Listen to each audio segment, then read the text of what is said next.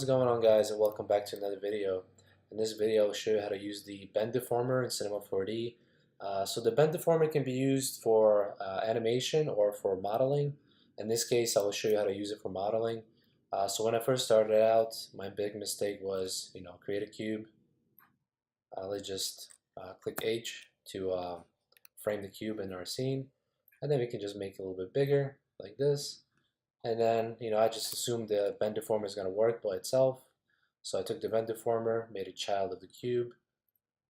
Then I pressed the, let's see, fit to parent option, and pretty much makes a parent, makes the same size of your bend deformer as the parent. And then I went to the strength and start bending, and this happened. And as you can see, nothing's really happening. It's not bending how we want it to bend. And the reason is pretty much all the deformers require subdivisions or some kind of subdivisions to start bending or doing anything else. So let me just show you how to make the bend deformer work in your advantage, for example. So let me just delete this bend deformer for now. So what you would do is make this cube even bigger, and let's just add segments for the, let's see, for the X. Let's do about 10. So this gives us a decent amount of subdivisions on our cube. And let's also add one subdivision for Y, and two subdivisions for Y and two subdivisions for Z. So we have this low poly rectangle. So now we can make it editable.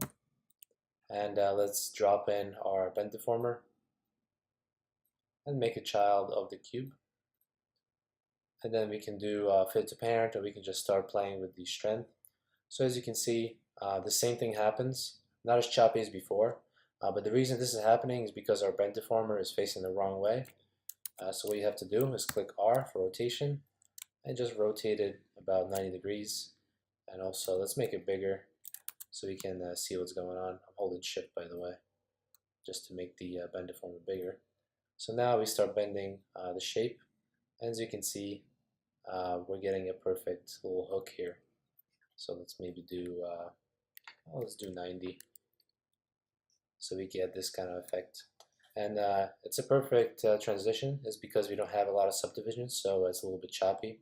But what we can do from there is drop this into subdivision surface and get a perfect result.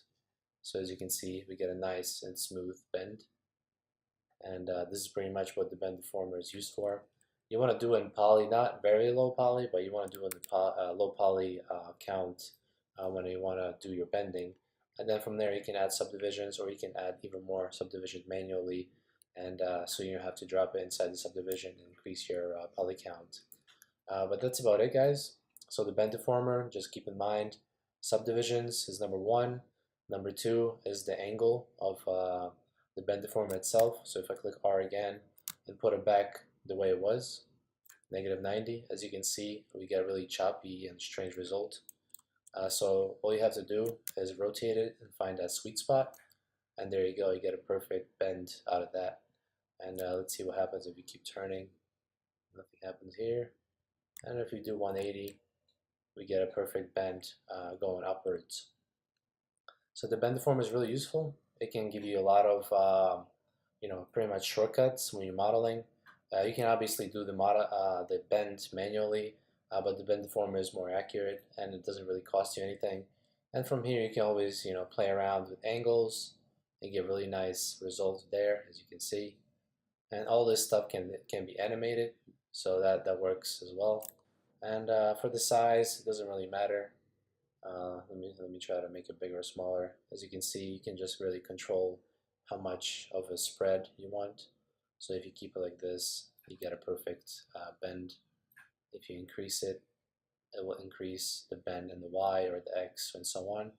So you can, the basic idea is just to bend it once, and then from there you can always, as you can see, play around with the size and so on. But try to keep these numbers even at first, and then from there you can increase, decrease, and tweak it to get a perfect result. Anyway, guys, that's about it for the bend deformer. In the next video, I'll probably cover other deformers just to give you an idea how they are used. Thank you for watching. Please subscribe, leave it a like on this video, and I will see you in my next video, guys. Have a good day.